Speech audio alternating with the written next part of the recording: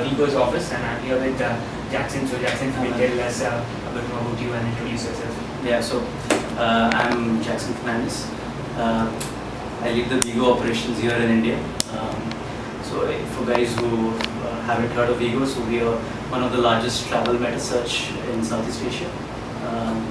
In offices headquartered in Singapore, offices in Indonesia, Australia, in India now, and Middle East. Maybe if you can tell us a bit about yourself, what was your motivation to have joined Wego and how did you? So that's a little interesting. So I used to work typical job out of the school, consulting, churning out the PPTs stuff. So I always wanted to do my own stuff.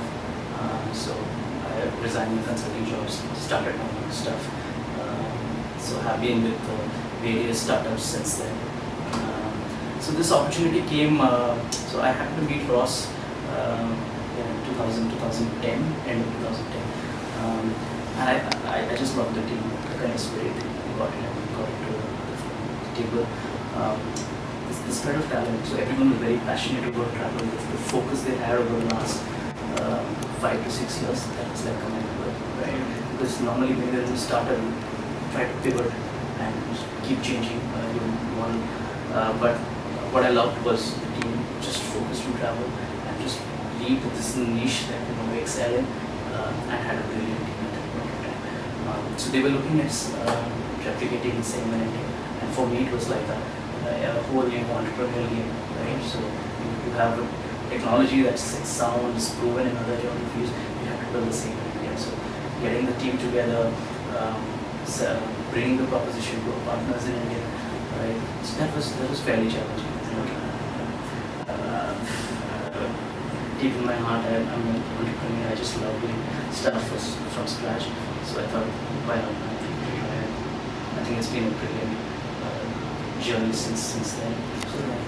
So And if you look at the model, kind of doing the travel funding from research to TA to transaction, where do you see Wego fitting in, and how do you kind of expand on it? Yeah, so focus more on the content side. Yeah, so that's interesting. So typically the life cycle of the customer, the purchase cycle. Yeah. So there is some inspiration that comes, either some friend talking about it, or you seeing something on Facebook, or reading something in some travel journal. Right? There's an inspiration, then there's a research, and then there is the price search, etc. There's a planning, then the price test content. So I think there is still a lot of scope in that, in terms of so when getting the people the right content in terms of the photos, the names of the hotels, right? Providing a comprehensive breadth of providers, right? So for example, you're traveling to some place in Cambodia, right? Providing rates from the local providers, providing rates from international providers who are operating in that market. I think there's still a lot of growth in that aspect from content, right? But also there is, in terms of the whole presentation of the content, there's a lot of innovation that can be done, right? So, and we are aspiring to do that, okay? In terms of how fast the results churn out, how accurate the results are from time to time, etc. Right? More the comprehensiveness of those searches, etc. So our focus will be to just in that particular sphere keep innovating so that we can deliver as much value as possible. Because there are other players who are delivering value in the other chains, right? There's the OTAs who are doing a great job.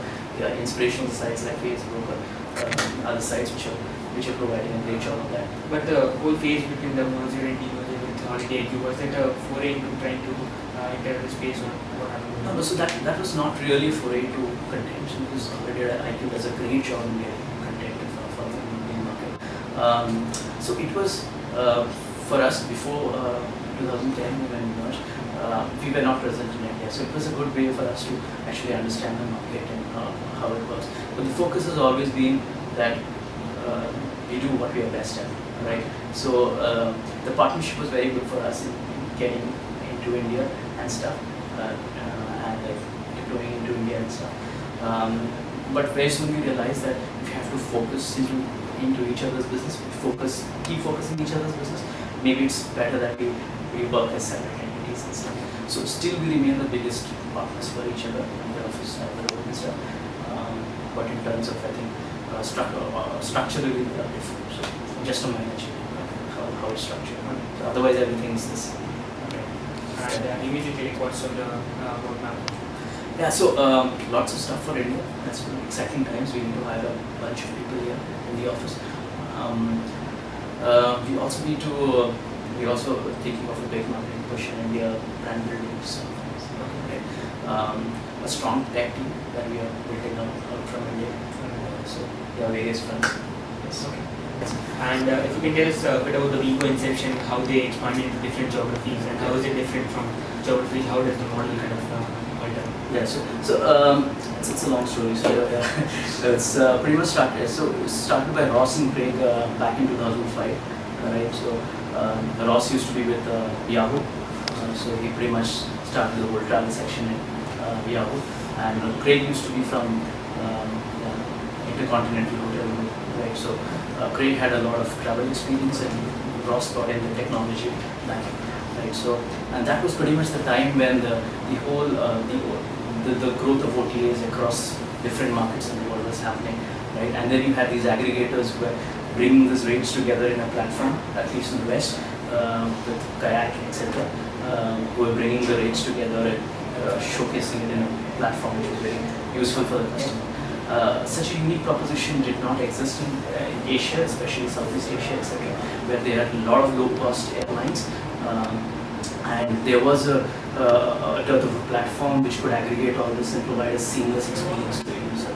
Right? So the focus when we started was always to provide this platform for emerging markets, and our focus has always been the same over the last 7 to 8 years. Right?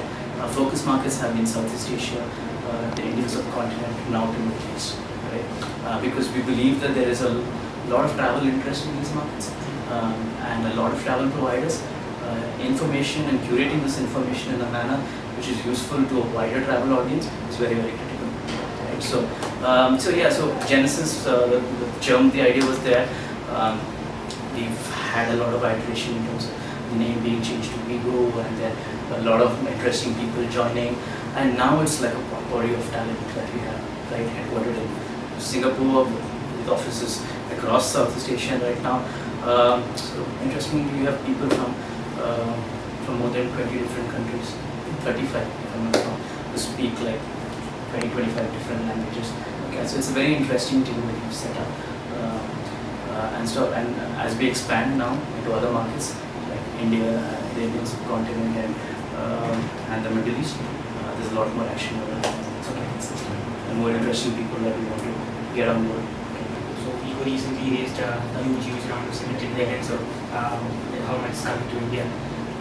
Significant portion. So the key focus markets for us are the Indian subcontinent. So keeping India as the base, growing in the entire subcontinent here, and the Middle East. So a significant portion of that will be used in product development, hiring the right talent. How many people do you have right now? So right now we have 17 people here in this office. Right. I think we will grow to around 22, 23. So we are like trying for space, and then we'll probably, but we'll probably grow in some other city. Probably in Delhi next. And then Bombay. But as I said, the model is not very people intensive. Right? We don't require people on the ground going and getting leads. All we require is a good team, marketing team, good technology team, good business team to manage the B2B relationships, etc. Right? So a significant portion into product development. So what we want to do is tailor the product for the Indian audience. Okay?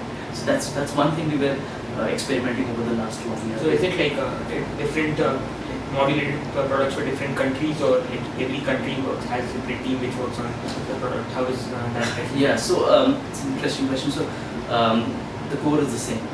The core is the same because there's no point replicating the core. So we will have different flavors of this core in various markets. Right? Maybe a particular front end works better for one market, but a different front end works in a different market. Right? So we have such learnings for the Indian market. Going forward, we will tailor the product to Indian market, and a lot of focus on the product. That's right. Also hiring a lot of good talent. That's what we focus on. Thank you.